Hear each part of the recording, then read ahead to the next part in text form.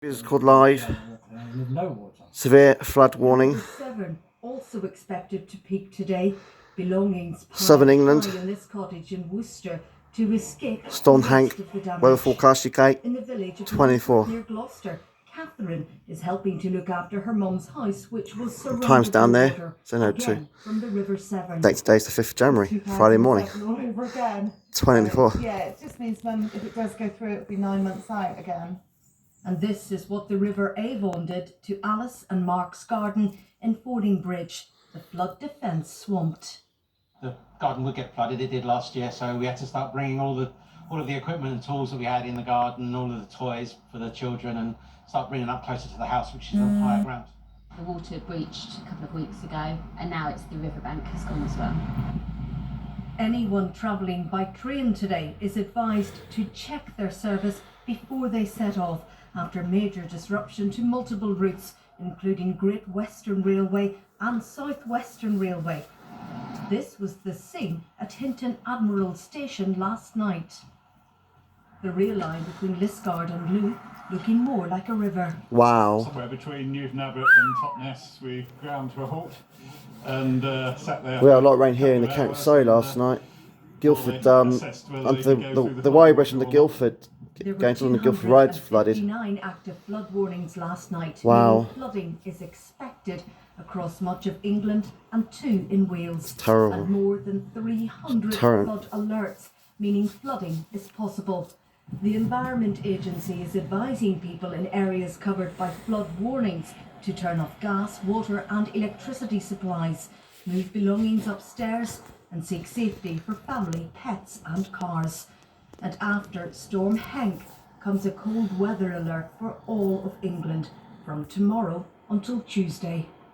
Aye. Smith, BBC News. The icy roads So let's soon. bring you right up to date with what it's like in various places. Minus right 1 Celsius, now. So minus 2 in the going to morning. River Severn, we're going to Tewkesbury, Or minus 3 or 4. particularly, and our reporter John Maguire is there. Morning to you, John. Now, Tewkesbury, for those people who are familiar with the place, floods a lot. There's a lot of flooding there. Give us an idea of what it's like this year. Yeah, famous, Charlie, isn't it, Tewkesbury, for those incredible images of the Abbey that's just behind us there, dry with floodplains all around. The issue is that there are 4 rivers, actually, that come together here. I've got a Christmas tree out there still. The Environment Agency are reporting that the river levels are much lower than they were in 2007, those summer floods, but the highest that they have been since that time. So that gives you an idea of the scale. So this road here, the road to Gloucester, as you can see, flooded at the moment. Some of those properties evacuated just behind us. The Christmas tree reflecting in the flood water, reminding us of the time of year, but no respecter, of course, nature sometimes of these conditions. Reverend Canon Nick Davis is with us from the Abbey.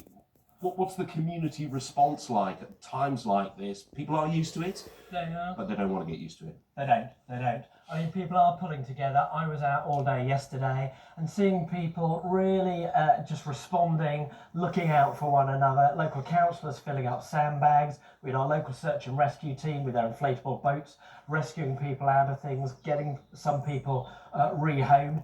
Tewkesbury is a resilient place. We've been here before. We'll get through this. We'll pull ourselves back together. And next week we'll be open for business as usual, because that's what we do.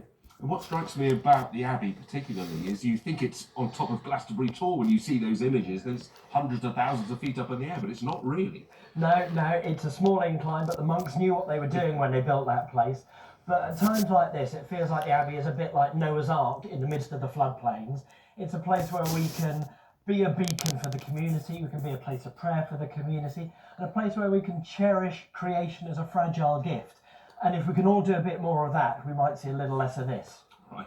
Indeed. Incredible. Thank you very much indeed. Good point, isn't it? That, of course, these events are Crazy. increasingly frequent because of climate change. People And will be Super going New back Year into this their year. houses later on, but as we know, with floodwater, whatever it touches, it taints. So any homes that have been flooded, wherever it is across the UK, people may well be out for months to come yet.